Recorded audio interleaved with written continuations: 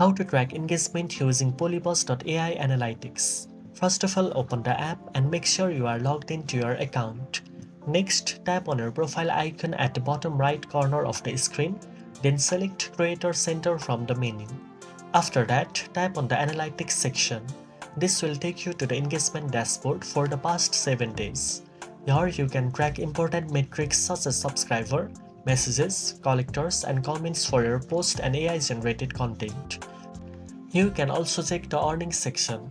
The dashboard gives you a clear overview of which posts are performing best and which content your audience enjoys the most. You can also view subscriber growth and see how engagement trends changes over time. This information helps you plan better posts, adjust your prompt, and create content that resonates with your audience. Regularly checking Polybuzz.ai analytics allows you to improve your content, maximize engagement, and grow your audience effectively. Now you know how to track engagement using Polybuzz.ai analytics. If you found this video helpful, don't forget to like, share, and subscribe for more AI tips. Thanks for watching, and I'll see you in the next one.